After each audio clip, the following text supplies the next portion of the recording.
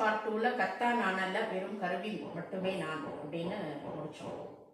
சரி, கர்த்தா நான் அல்ல அப்படிங்கிறதுக்கு எப்படி நம்ம புரிஞ்சுக்கிட்டா தானே அதை நம்ம இம்ப்ளிமெண்ட் பண்ண முடியும்.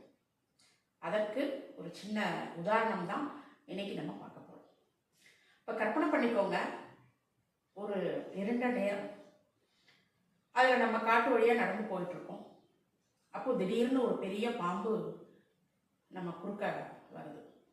இதுதான் சீன். இதை வச்சுதான் நம்ம தொடர்ந்து சிந்திக்க போறோம். சரி, இப்ப பாம்பு வந்தாச்சு.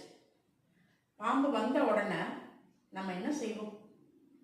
இது என்ன பாம்பு, இது எவ்வளவு நீளம் இருக்கு, இது எந்த பக்கம் இருந்து வந்துச்சு, இது நாம எப்படி தப்பிக்கிறது, எந்த டைரக்ஷனை பார்த்து நம்ம ஓடுறது அப்படின்னு நம்ம சிந்திச்சுட்டு இருப்போமா? இல்லை. பார்த்த அடுத்த கணம் தப்பி பழிச்சா போதும்னு ஓட்டம் எடுக்க ஆரம்பிச்சோம் இல்லையா? ஓ, இதுதான் இந்த சூழல். நடந்ததும் சூழல் தான், இந்த வனப்பகுதியும் சூழல் தான், பாம்பு வந்ததும் சூழல் தான், நம்ம ஓட்டம் எடுத்ததும் அந்த சூழலால நம்ம ஓடுறோம். இதுக்கு யாரு சொல்லி நம்ம ஓட்டம் எடுத்தோம் அப்படின்னு நம்ம கேட்டோம் அப்படின்னா நம்ம கிட்ட பதில் இல்லை. ஆனா நாம என்ன பண்ணுவோம்? நம்மள நாமே பாராட்டிக்குவோம்.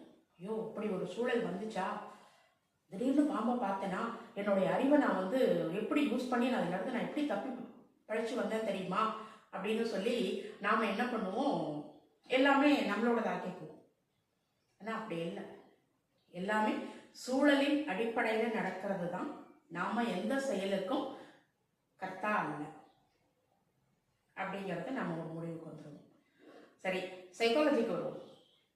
தியரி ஆஃப் இமோஷன்ல ஒரு 3-4 பேருடைய தியரி ரொம்ப ஃபேமஸா பேசப்படுது. அதுல முதல்ல வர்றது ஜேம்ஸ் லாங் தியரி. இப்போ அவரு தன்னுடைய கருத்தை எப்படி முன்வைக்கிறார் அப்படின்னா, இப்போ இதே சீன் தான், நடந்து போறோம், பாம்பு வருது, இந்த சீன் தான். இப்போ அவர் என்ன சொல்றாரு? முதல்ல ஏற்படுறது பிசியாலஜிக்கல் சேஞ்சஸ் தான், அதுக்கப்புறம் தான் இமோஷன் உண்டாகுது. பிசியாலஜிக்கல் சேஞ்சஸ்னா உடல் நடுங்குது, அதனால ஒரு பயம் வருது, அந்த பயத்தினால நம்ம ஓட்டம் எடுக்கிறோம் அப்படின்னு அவர் சொல்றாரு. அப்போ இந்த பயமும் பதட்டமும் நம்ம உடல்ல ஏற்படக்கூடிய மாற்றத்தினால, அது வியர்வையா இருக்கலாம், நடுக்கமா இருக்கலாம், இதனாலதான் உண்டாகுது அப்படின்னு அவரு தன்னுடைய கருத்தை முன்வைக்கிறார். அடுத்ததா அதுக்கப்புறம் வரவர் தன்னுடைய தியரியில என்ன சொல்றாரு அப்படின்னா, கெனான் பார்ட் அப்படிங்கிறவரு, அவர் இல்லை, முதல்ல நம்ம இமோஷனை தான் எக்ஸ்பீரியன்ஸ் பண்றோம், அந்த இமோஷனால தான் உடல்ல மாற்றங்கள் நடக்குது, பிசியாலஜிக்கல் சேஞ்சஸ் நடக்குது அப்படின்னு அவரு தன்னுடைய கருத்தை முன்வைக்கிறார். இது ரெண்டும் சைமல்டேனியஸா நடக்குது. முதல்ல இமோஷனை எக்ஸ்பீரியன்ஸ் பண்றோம், அப்புறமா உடல் மாற்றம் ஆகுது. அப்ப அந்த இமோஷன் எக்ஸ்பீரியன்ஸ் பண்றது எப்படி அப்படின்னு சொல்லி பார்த்தோம்னா, நம்ம உடல்ல தலமஸ் அப்படிங்கிற ஒரு உறுப்பு இருக்கு. அந்த உறுப்பு தான் பிரெயினுக்கு என்ன பண்ணுது? சிக்னலை அனுப்புது. அந்த சிக்னலுக்கு அப்புறம் தான் உடல் நடுங்குது, வியர்க்குது அப்படின்னு அவரு சொல்றாரு. அடுத்ததா சாக்சர் அண்ட் சிங்கர்ஸ் அப்படின்னு அதை 2 ஃபேக்டர் தியரி அப்படின்னு சொல்றோம். அதை என்ன சொல்றாங்க அப்படின்னா, அதுல என்ன சொல்றாங்க, அதனுடைய கருத்தை முன்வைக்கிறாங்க அப்படின்னு பார்த்தா, ஒரு பதட்டம் உண்டாகுது, ஒரு இமோஷன் ஸ்டேட் வருது, அப்ப பிசியாலஜிக்கல் அரௌசல் நடக்குது, ஒரு எழுச்சி உண்டாகுது நம்ம உடலுக்குள்ளாக.